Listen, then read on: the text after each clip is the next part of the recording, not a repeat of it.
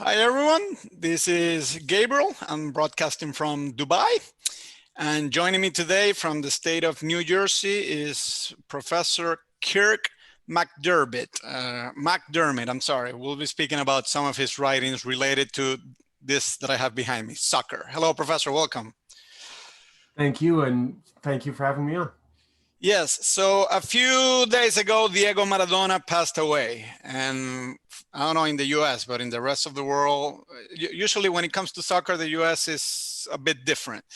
But the rest of the world really mourned this death because Maradona, he's an icon. But he wasn't exactly a philosophical character. I mean, he said a lot of outrageous things that philosophers would have a field day with, right? Nevertheless, you wrote a very interesting chapter from a very interesting book. And let me show the cover of that book to our viewers so they can see what we're talking about here, so that when we have when they hear this conversation, they know what book we're talking about. The book is called Soccer and Philosophy, edited by Ted Richards. And in chapter 7 of that book, the title of the book is the title of the chapter is The Hand of God and Other Soccer Miracles in question marks. So what aroused your interest in Maradona to begin with, and how can Maradona be relevant to philosophy? Well, so my pre-existing interest was in soccer in general, and of course in philosophy because I'm a philosopher. And as I was thinking in the course of my research, I was thinking about the nature of miracles, and I got I saw the opportunity as to write a chapter in this book on soccer, and as a fan, just that particular event was just the one that just popped right into my head as being the obvious choice if I was going to talk about miracles and our knowledge of them and the nature of them. That was just the obvious. There's no other choice. All right. So was that a miracle? I mean, let's refresh our memory here, because maybe your viewers don't know what we're talking about. Like in 1986, in the famous match against England, Maradona scored a goal with his hand. And that's right. If you watch the footage, maybe I could share it after editing this video, but if you watch the footage, he runs towards the corner and he can't even believe that he did that, because he checks the referee and say, "Are you going to call the hand?" And the referee doesn't do anything. They say, "Okay, if you're not going to call the hand, then the handball, then let's celebrate." And I don't know if you're fluent in Maradona's language, but there is a famous broadcast transmission of the guy who's narrating what's going on. And he puts a lot of religious language. He says, "Oh my goodness, you're like an angel. From what planet are you coming? And, you know, praise be to God and praise be to the angels," and so on. I suppose that's where the religiosity of Maradona began, at that very moment, right? So afterwards, he said when they asked him, "Why did you do that?" and so on, he said, "Oh, this was God actually using my hand." So I suppose this is where the whole idea that this is a miracle began. But you tell me, was this a miracle? How is this related to the idea of miracles? I think this was just the perfect choice, because of course it was the hand of God, and the fact that he had that famous quote in the post-game interview where he was a little bit cheeky about it, that really did. That's what named that goal.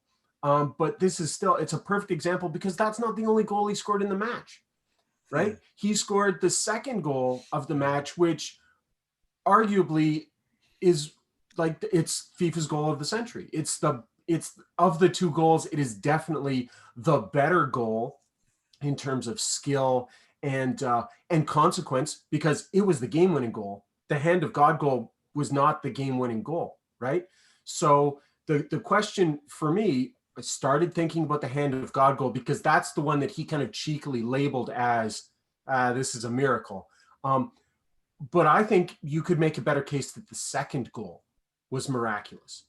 But I think that the other thing here is that the reason why Maradona, at least to a large extent, became Maradona in that moment, became that icon, was because that first goal wasn't particularly skillful. It wasn't the narrow context of that of the goal, of what he did, during that goal. Because if that's all it was, the second goal clearly would be the one that makes Maradona famous. The goal that makes Maradona famous is the first goal because of the larger context of what had happened and was happening off the pitch, the context of previous World Cups, the context of the foreign policy and the foreign relations between Argentina and England in the 80s. All of that gets wrapped up. And this is why when Maradona went to that post-game press conference and kind of cheekily said, yeah, it was a little bit my hand and a little bit God, you know, a little bit of both there. When he said that, every Argentinian, I think, knows that it was a handball. And that's part of what made that goal great, because it was this rule-breaking thing that was obvious to everyone on the pitch, except for the referee somehow, right? And he got away with it, which makes it seem like, well, I mean, how else are you going to get away with it unless God is smiling upon you? And that's I think how an Argentinian sees that goal. It's not cheating. It's God's will. Right.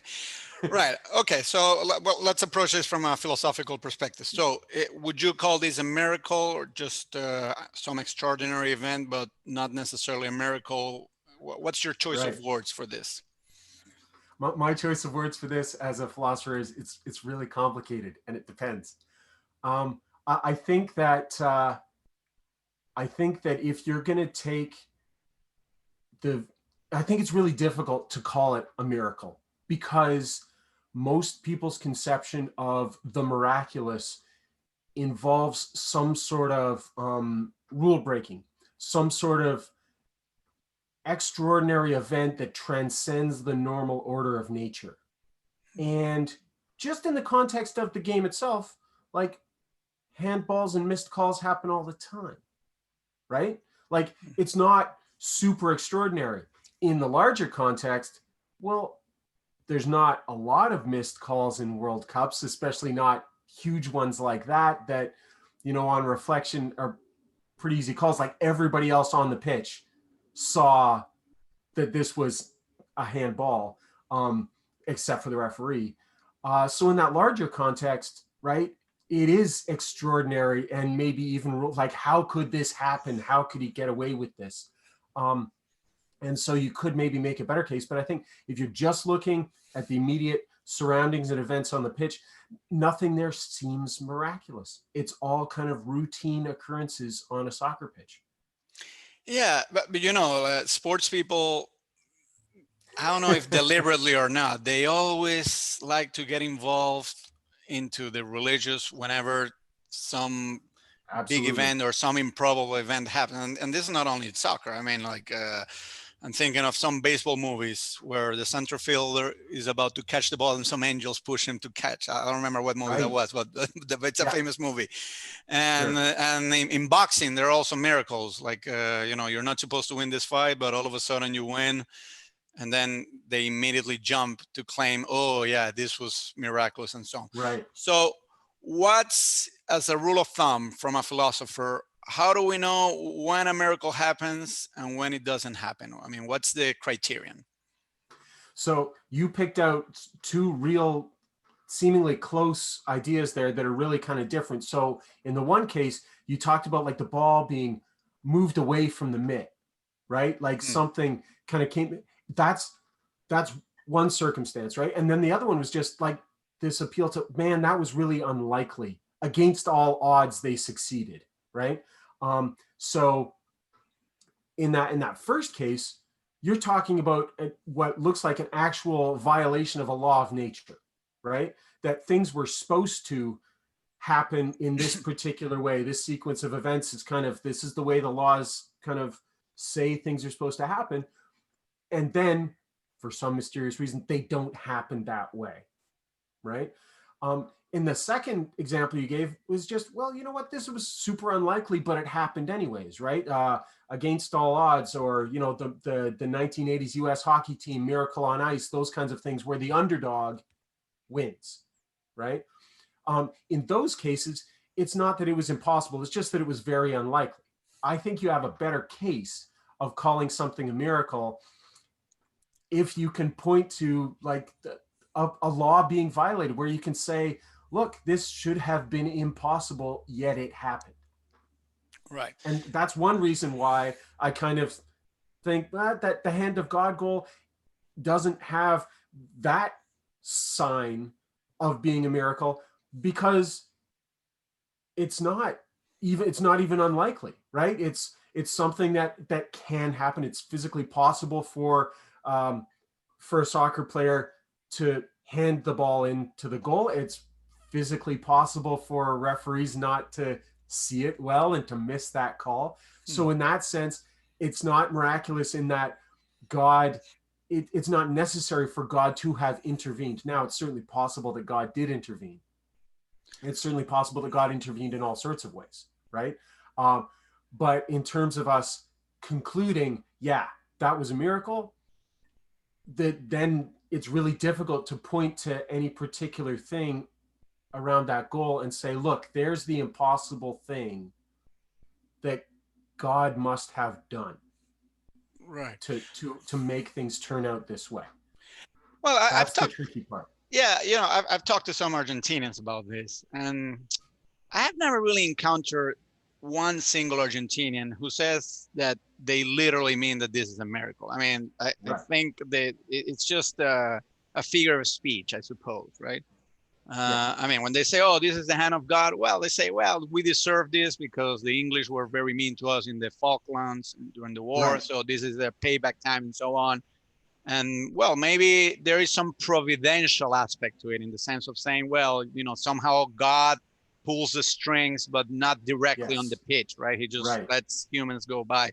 So I, Yeah. I think that in the case of Maradona, I don't know. I mean, there might be someone who doesn't think this, but I think the overwhelming majority of people are quite conscious, they're quite aware that this is just a figure of speech.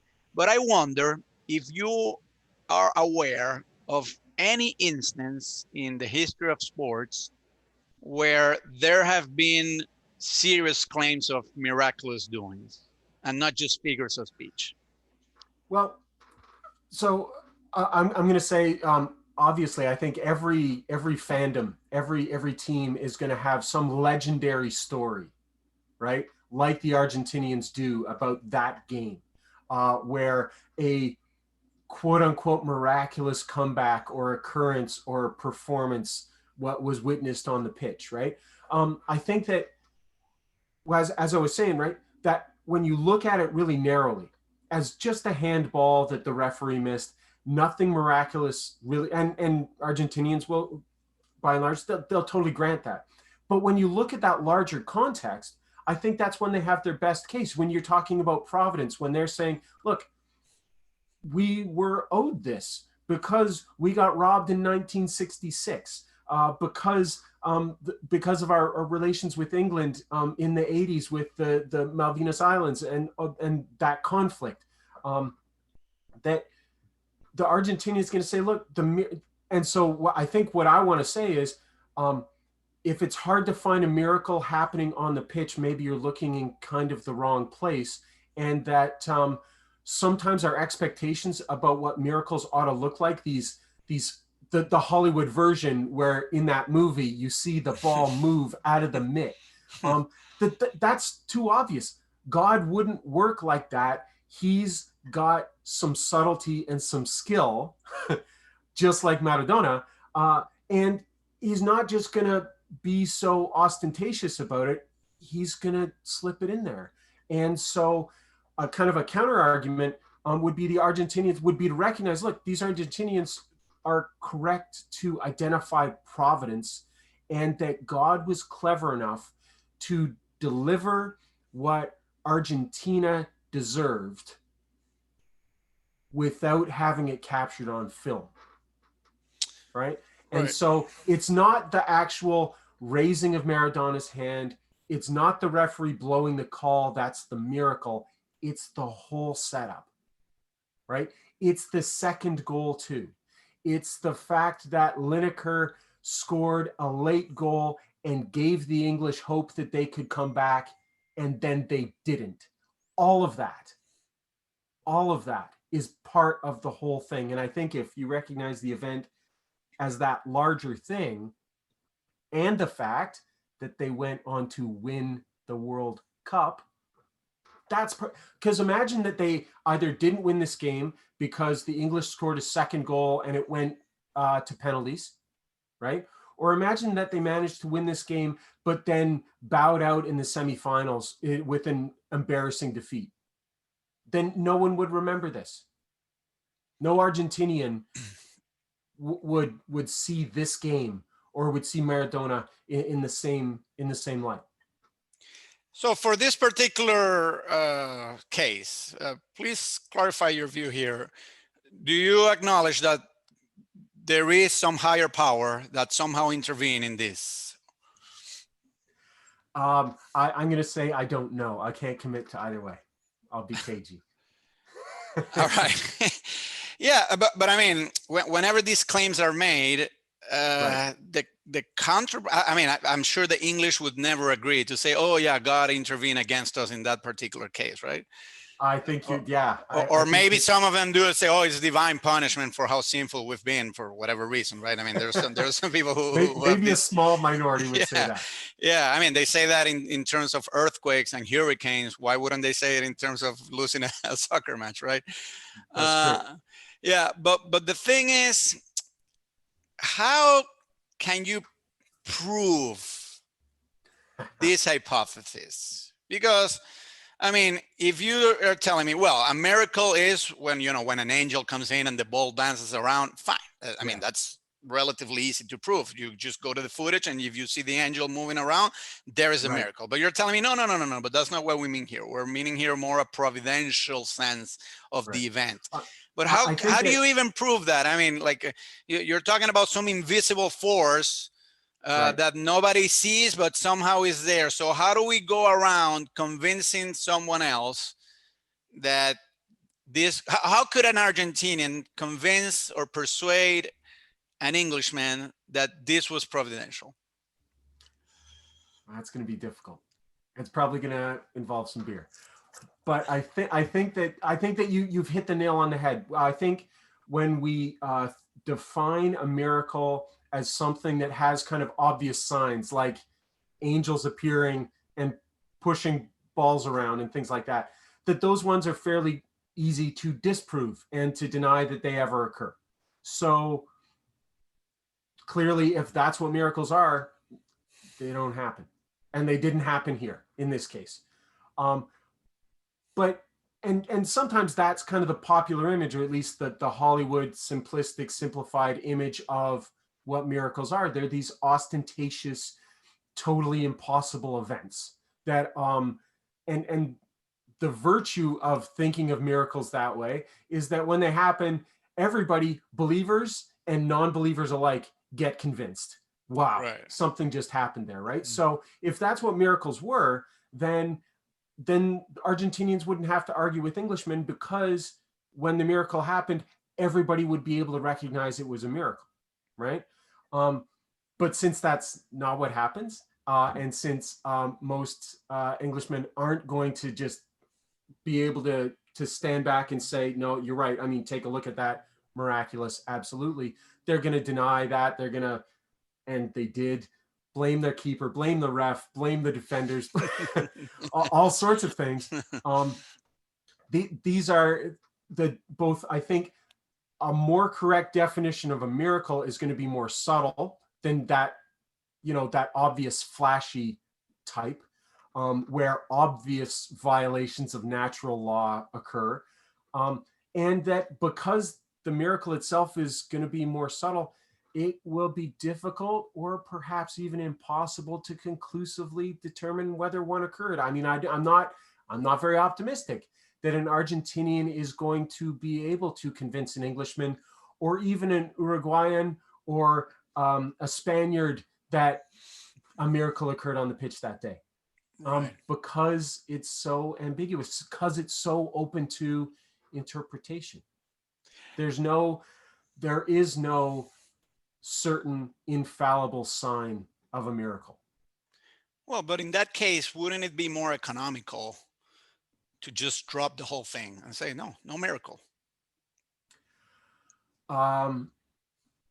That's one option. I think that in this particular case, even if I was not a very religious Argentinian, I would have plenty of reasons to call it a miracle, like really legitimately a miracle. Say for political reasons, especially if the Englishman I was trying to taunt was religious himself.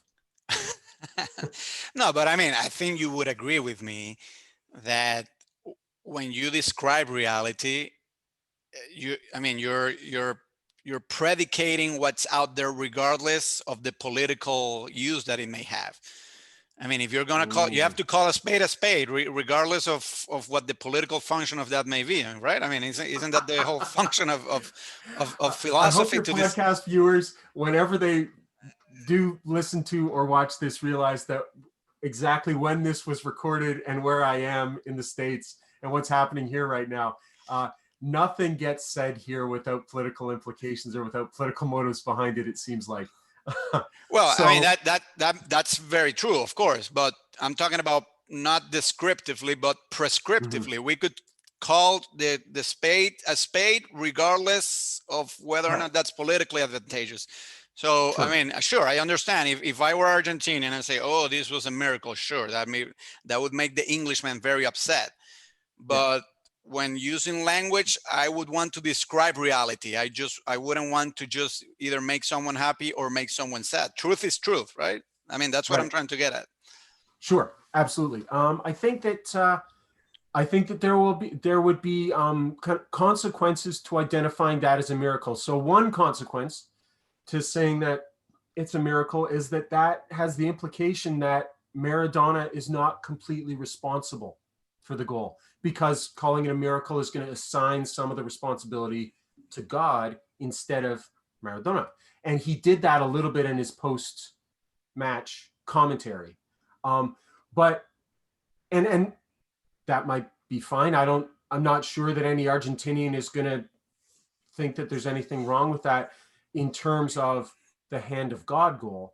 Um, but if the second goal is also partly or even wholly the responsibility of God and not Maradona, then that what you're doing there then is maybe taking some of the skill, some of the magic of Maradona away and giving it to God. Now that might be accurate or inaccurate, but that's going to be a consequence of labeling either the whole match or both goals or the larger context of winning the World Cup, the whole World Cup run as a miracle, is that you're taking some of the responsibility away from the agents, the human agents who were part of it, by giving some of that responsibility to God and saying God arranged it that way. Because part of the implication there is that anybody filling that jersey for the Argentinians that day would have scored those goals, because somebody would have had to, because if God's intent at the end was for Argentina to win the World Cup, then it would have happened regardless of whether it was Maradona who did it. Yeah, I mean, that's a very interesting point that you're making there. I think it goes back to the whole religious dispute in Christianity, but also in other religions like Islam, of free Right. will and Yes. determinism, right? I mean, like when the Protestant Reformation came, they say you don't really deserve anything. It's God that gives you everything, and don't say. And I think if we were up to apply that reasoning here, it would be no, it wasn't Maradona. Maradona doesn't deserve anything. Those talents don't come from him. He didn't train hard enough. I mean, he will never train hard enough Well, because all those it, talents will always be given by God as in a sort of grace, right? that's right. It really depends on how much of a role that you give God in this, right? So you could completely remove any credit from Maradona if you said God gave him the talent and God gave him the determination to practice and God gave him the competitive spirit to compete at the highest level. And if God gave him all those things, then what's left for Maradona to contribute to his career, to his image, to his legend? Nothing. Right. So And this most has, people don't go that far. well, but I think they should in reflecting about this. And even if you're an atheist, and you take God out of the question, this problem doesn't go away, because you can always say, yeah, okay, Maradona is the greatest, fine, and he deserves a lot. He deserves a lot of praise. But then we go back to the kind of variables that you're talking about. Okay, but how come he has the genes that he has, whereas other people don't, right? I'm Right. sure I don't have the genes for soccer that Maradona did. I mean, even if I train as hard as Maradona did, I don't think I would ever be as good as him, because he had a natural ability that I just don't have, right? Right. And here we bring forth the whole question of merit and praise. And Yeah. some people really hate sports because of this, because they say it seems as if it's fair, but it's not fair. Right. It's a way of rubbing into the nose, of putting something in your face and reminding you that you were not lucky when you were born, whereas other people are. So sports is Right. not as meritocratic as it may seem. And I've seen this with people like Michael Jordan, for instance. Oh, how he trained so hard and so on. Yeah, it's true, he trained hard, but I'm sure there are some Mm. genes involved there, regardless of race, right? Because I mean, there are some people who I know that they want to make a Sure. racial issue out of this. I'm not talking about race, but I am talking about athletes who have a natural gift. So if they have a natural gift, I mean, someone like you, I suppose, or some other philosopher might say, do they really deserve praise? Because it's unfair for the chubby kid who just didn't have the genes for being muscular. So what's your view on this? I mean, eh, Yeah. how do we go So around this deep injustice in sports? Because it is unjust. sure. And it also has another implication, which is, banned substances might actually be a way of overturning this injustice, because And it might turning the give. sport back into a meritocracy. Yes, exactly. So tell me a little bit about that. What's your view? So I think that that's a really good kind of argument there. I mean, there are lots of contingent factors about people, the talent that they're born with, the situation that they're born in.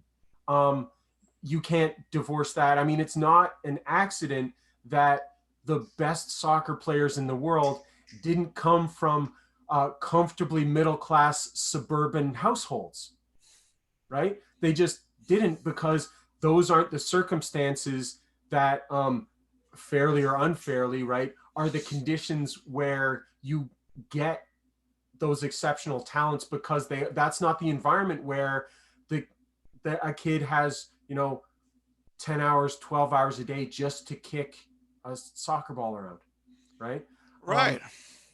And so equalizing those things, if you wanted to turn sports into a meritocracy, that's pretty complicated, right? There's studies out there showing that athletes at the top level, you would expect that if people kind of got where they got through just regular chance or through an equal distribution of talents, that you would find at the top level of any athletic endeavor, an equal number of players born in January, born in June, born in December. But that's not what you find. What you find is that the birth months of exceptional athletes are highly correlated with youth cutoff dates for when they Hmm. compete. Hmm. Because if a December kid is competing with January kids of the same age, then the January kids have had 11 months worth of growth on those December kids, so they're going to be at a huge disadvantage. Yeah, yeah, And yeah. if that disadvantage compounds every year, if that kid was slightly bigger, slightly more mature on the under 17, and got slightly more success, and then therefore slightly more playing time and slightly more coaching attention, that's just going to compound like interest in your bank account over the decade. And then they're 17, and now it's no longer really a mystery why they, as a January 17-year-old, are so much better than December 17-year-olds. Absolutely. I was aware of So this these phenomenon. It's these it's a very slight interesting phenomenon. changes, these slight changes in initial condition can be very consequential if the system is set up, intentionally or not, to kind of really pay attention to detect those differences and to act on them.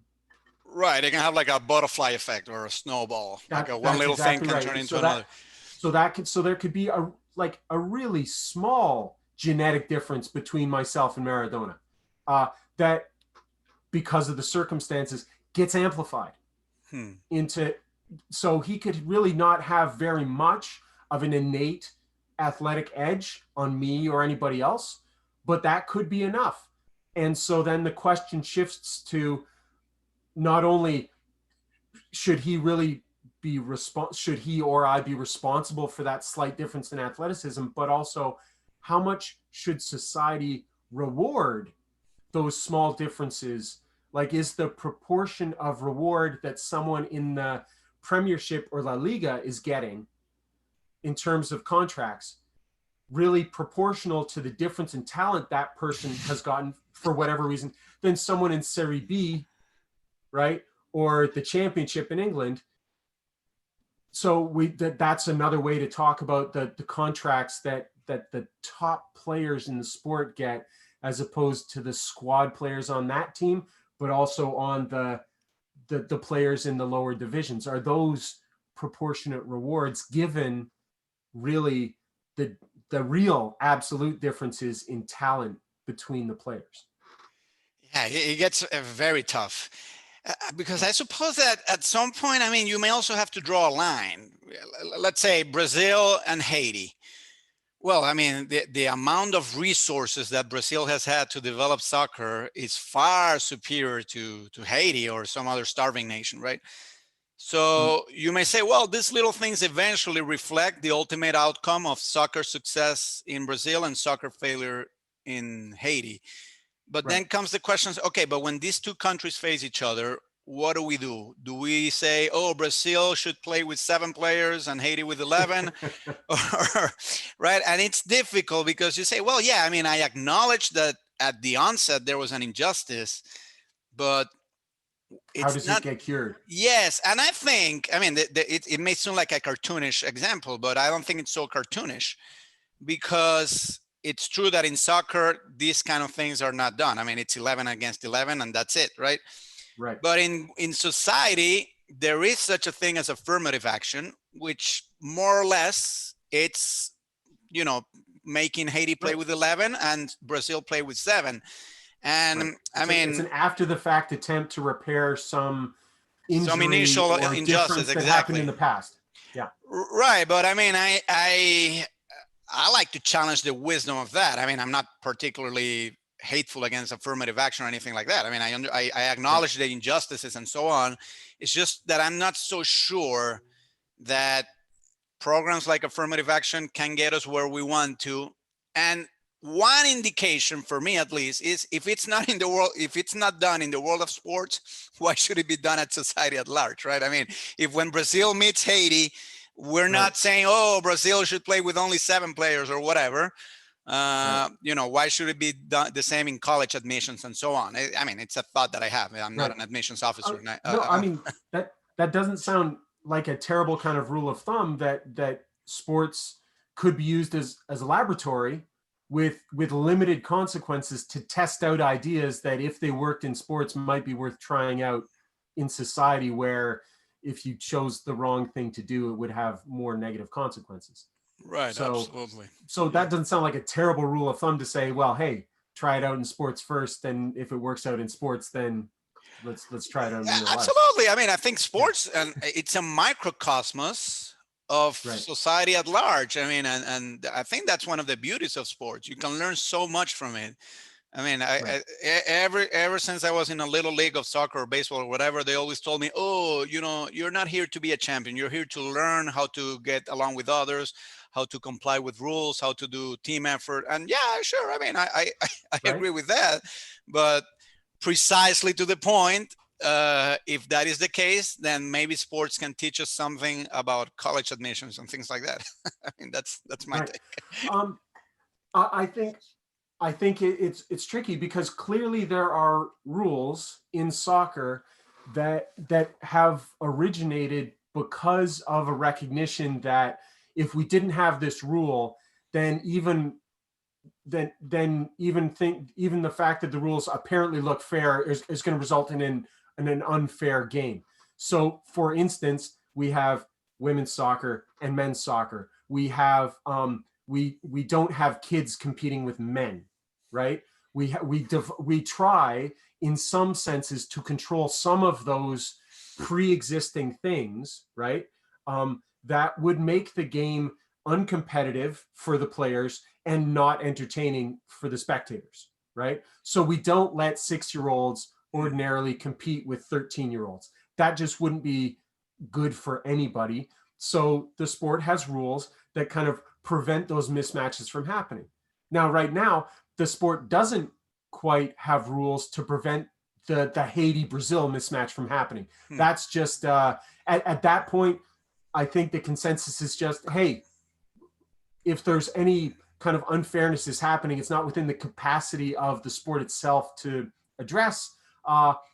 We've made the playing field level. We're going to just dictate this is what the level playing field looks like to us. Go out there and play, guys, right? And this is not to say that occasionally Haiti can't steal 3 points from Brazil, right? Yeah, I think it's happened. I wrote my article before the last, a while ago. I'm sure that there's lots of Icelanders who might be making appeals to the miraculous right about now. Right, yes. They had a good run. Yeah, absolutely, right? absolutely. They have a nation that's comparable in size to Haiti. I think it's even smaller, right? And yet they produced a team of part-timers who were able to go toe-to-toe with some of the best nations in the world.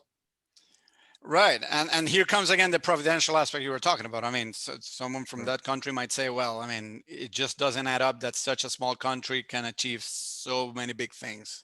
So maybe there is some supernatural entity involved. It's very tempting to go for that explanation because as human beings, we really, we can't let a pattern go unexplained. Right. And we overdiagnose patterns everywhere. Yeah, that's what our brain does. But as a philosopher, and we go back here again, I think you already answered this, but let me ask it again. Is it rational for someone to come to that conclusion? If a professor of critical thinking were asked this by a student, what should the professor say? I think that the professor should say you really need to understand what your incoming assumptions are, because I don't think that the conclusion of miracle is going to come out of nowhere. It's not going to be compelled by any empirical observations. It's going to come from other places, other avenues of knowledge that you think you have.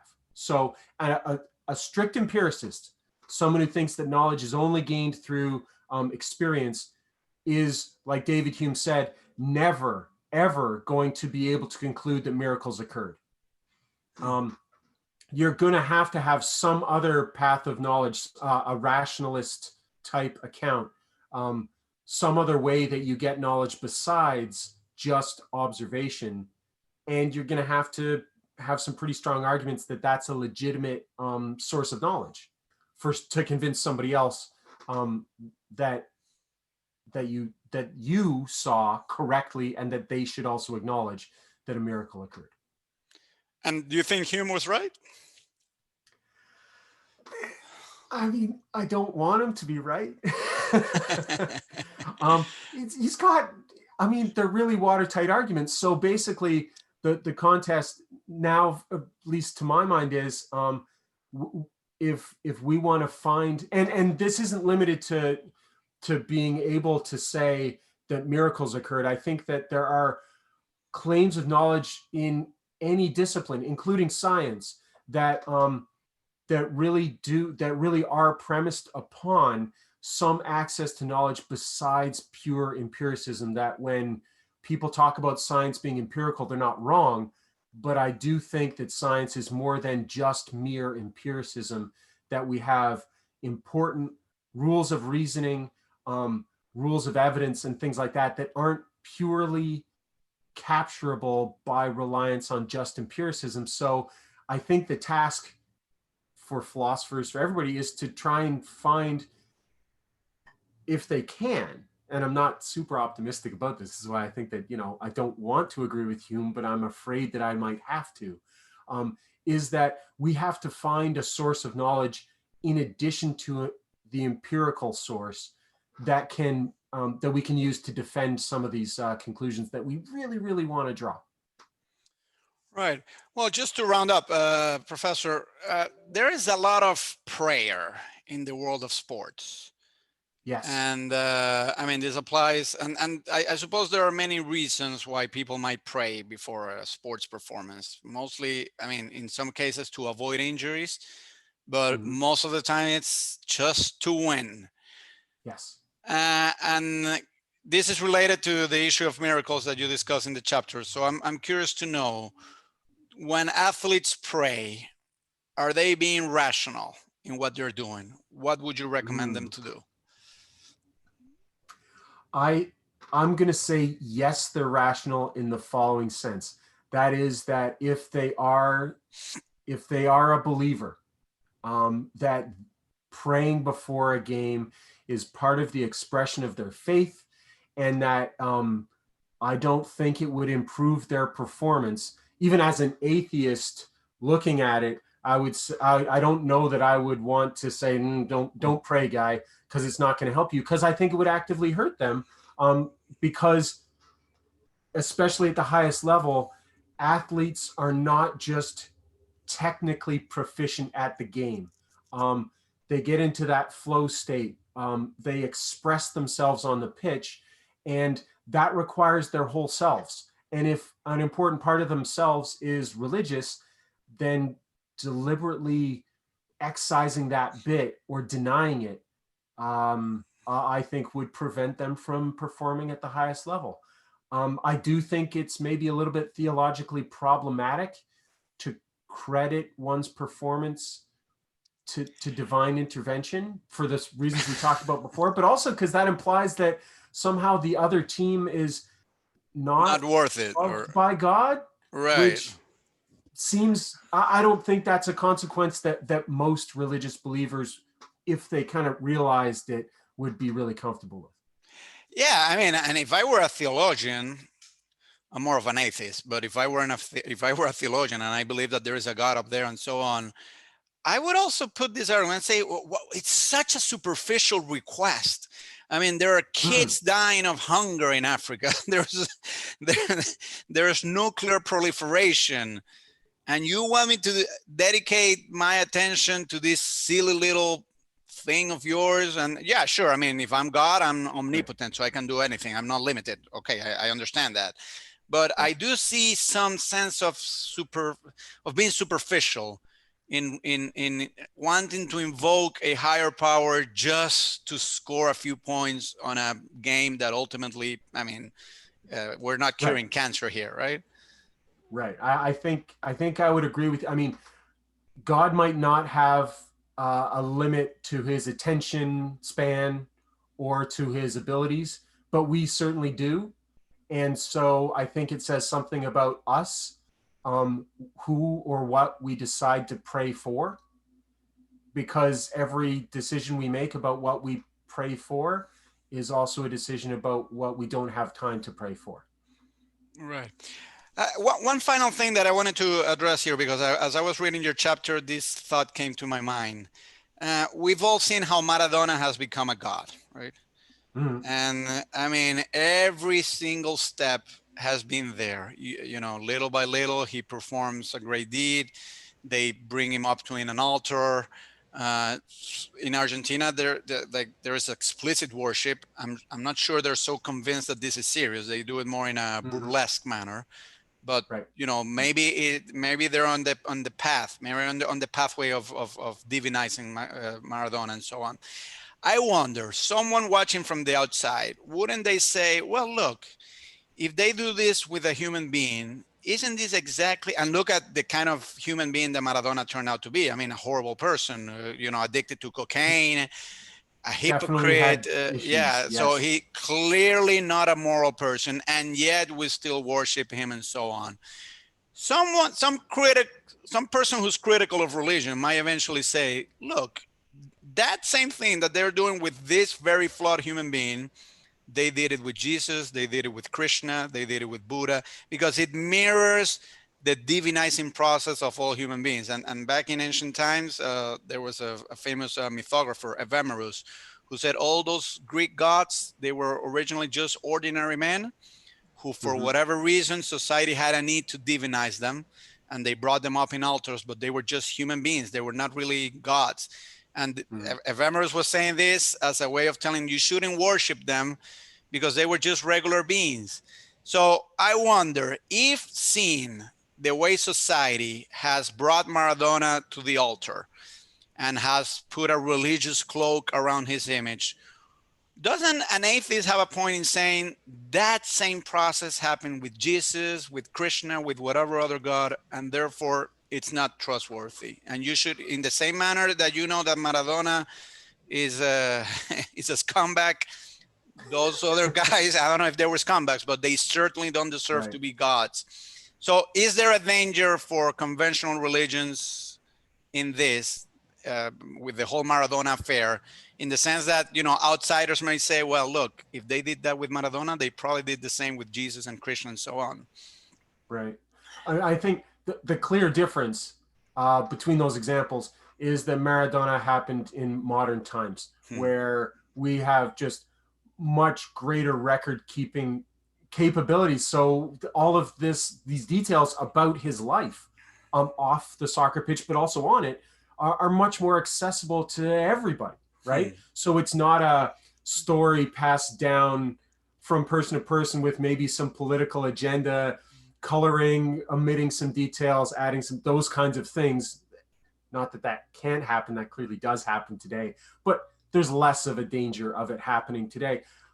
But if even in spite of all that, um, we see people who can clearly divinize Diego seriously, then that I think should be really worrying, because it would illustrate our propensity to divinize, in the face of all sorts of kind of reasons not to. But I would also say that I think that one of the reactions of traditional religions, even though they do definitely deify the objects of their worship, is that at least some of them have tried to integrate that recognition that nobody's perfect into their theology, right? You get one of the traditional refrains of a Christian is that even though Jesus is the Son of God, he wasn't perfect, right? And yet still worthy of being saved, et cetera, et cetera. So the recognition of imperfection can be worked into a theology, but I do think you're definitely right about the kind of the I think the sociological experiment here about how far Diego's legend will go and in what ways it might transform is really going to be an experiment in religious sociology, into seeing how these things can happen. And then I think it would be perfectly legitimate for an atheist or a skeptic to perhaps use that as an object lesson Hmm. about previous things. And I think I think that the Greeks widely recognized, and I think it was part of the point of lots of the Greek pantheism, was that these gods that we have aren't, they're fact, they're way less than perfect. It was their soap opera, right? These people are comically human in that they have these tragic flaws that get them into all these shenanigans, and that we mortals are living under that awkward and incompetent rule that they're too human, right? That was one of the things about Greek gods, was that to a certain extent they were superhuman in their foibles and their flaws. And so that's that, again, big contrast with some of today's popular religions. Right. Some Argentine intellectuals have made the case in these few days that Maradona, it's proof of something pathological going on in their own country, because they've had very important figures, the Pope, novelists, Jorge Luis Borges, even other soccer players who had better behavior, like Lionel Messi, for instance. I mean, Mhm. Messi hasn't had the kind of behavior that Maradona has had. Right. They've had national heroes in their wars of independence in the 19th century. The current pope, even though he may not be intellectually bright, he's a nice guy. So he's something that Right. Argentinians can be proud of, and so on. And yet, the one they chose to deify and to bring forth as the ultimate Argentine is a guy who was hooked on cocaine, who had children and he didn't recognize them as his own children, who beat women apparently, who Right. who blamed everyone else for his own errors and so on. So a lot of people have said, the fact that Argentinians have taken up this particular guy instead of the others, that seems to be proof that there is something wrong with Argentinian society. Do you think that would be is that a fair judgment by some of these Argentine intellectuals, or? I think that's maybe unfairly singling out Argentinians. I think that you can look at almost every society. I think that, man, we all make really poor choices about the people that we pick as role models. And we do this thing where we recognize greatness in one area and then really seem to kind of uncritically then smear it over all areas, that someone who's athletically worthy and great is now also by implication morally worthy or great, or ought to be listened to in matters of state, or something else. I mean, that works everywhere, or maybe that just works in kind of the American dominated kind of consumers thing. But like, there's no coincidence that athletes sell soft drinks and cars and other big ticket items, because it works, because human beings, I tend to have this psychological compulsion to recognize greatness in one area and then just uncritically transfer it, that admiration and that trust, to other areas clearly outside the expertise of that person. Yeah, but I would counter that at least Americans, for instance, they knew where to draw the line. Look at OJ. I mean, sure, they worship him. He was a wife beater, but they let him go. But then when he killed his wife, well, allegedly, okay. I mean, but I think he killed Right. her. But I mean, but okay, allegedly, but I do think he killed her. For most Americans, and even Black Americans today, because this used to be a racial issue, but it's not a racial issue anymore. Most Americans, regardless of race, they draw the line and say, no, we cannot follow this guy. That never happened with Maradona. Granted, he never killed anybody, but he came close to that. And the Argentinian Right. public let go over and over and over again. Unlike Americans, with OJ, they never drew a line. And I don't know. I mean, I don't know if it would be fair to say that maybe American culture is more ethically advanced in this regard. Maybe that's a cheap argument, but I would have liked to see Argentina draw the line as America did with OJ. I think one would hope. I mean, we're in the immediate aftermath of his death, and so I think that in that case, there's a kind of a social expectation, like, don't say anything bad about the guy right now. Yeah. So we're in the funeral. So it might improve a little bit. Just give it some time. We're still in the funeral. We're grieving. still. This is part of the grieving process. I think one important difference between Maradona and OJ is that Maradona was a national figure. He played for the national team. He got famous doing things for the nation. OJ played for a team. He was one of the best in the NFL for a region of America, right? And I think that's a big difference. I think that it's good because there are those internal rivalries, right? Like, South America as a whole is not in any danger of deifying Maradona, because the rivalries are going to prevent that, right? And I think that's the same thing with OJ. OJ was nationally famous. was nationally recognized as a great player, but could not possibly be the national icon that Maradona or Messi are, because there's no international football. Right, of course. Well, Right? Professor, Olympic stars, I think they would have a better case in the American context of becoming legendary in that sense. well, there was this. I don't know. I don't know if you know this case of the South African handicap athlete who killed his wife, apparently. And I don't know Yes, if he's Oscar still a Pistorius. hero. I don't know if he's still a hero in South Africa. As far as I True. know, he's not. Right. But there may be the Very racial true. issue too, because he's white and most of South Africa is black, and apartheid. The wounds of apartheid are still there. So, but Right. I mean, so those factors may make the example a little different. But there you have the case of an athlete who was Olympic, who represented a whole country, but he crossed the line, and South Africans would not take it. Yeah, no, Right? I agree. I think that the only counter argument I can give to that is probably the Olympic event that he was in was not definitive of the South African self-image Yeah. as soccer is to the Right. Argentinian. I mean, I think maybe the best kind of comparison you could give to Maradona would be Messi or would be Pele, right? Pele's role in Brazilian soccer history and in and it being kind of equally visible, a public figure, that sort of thing, I think is comparable to Maradona.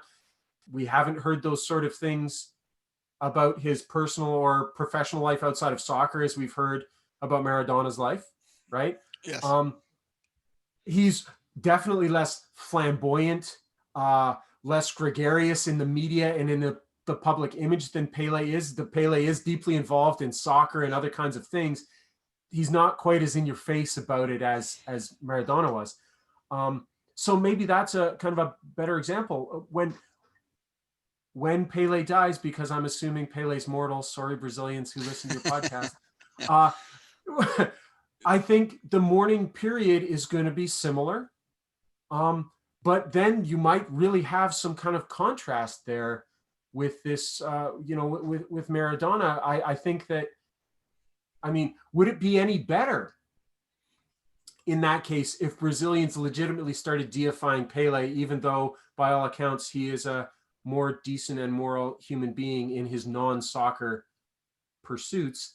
I would still want to be skeptical of that, because look, he's a great soccer player. That doesn't mean necessarily that he's a great person. It's great that he is a good person by all accounts. Indeed. But there's lots of good people who are not internationally famous for some other thing.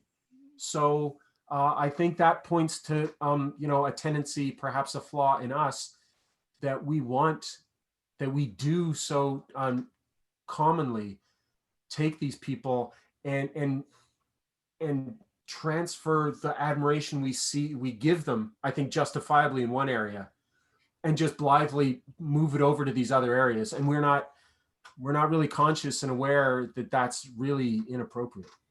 Absolutely. Well, Professor Kirk McDermid, it's been my pleasure. Let me show again the cover of the book, in which you have a chapter. The title of the book is Soccer and Philosophy, Beautiful Thoughts on the Beautiful Game, edited by Ted Richards. And the chapter of your book, it's chapter 7, The Hand of Yes. God and Other Soccer Miracles. And I think you've And answered that question. I hope so. And I hope that your listeners enjoyed this. And I have to say that the rest of the book is filled with other really interesting stuff.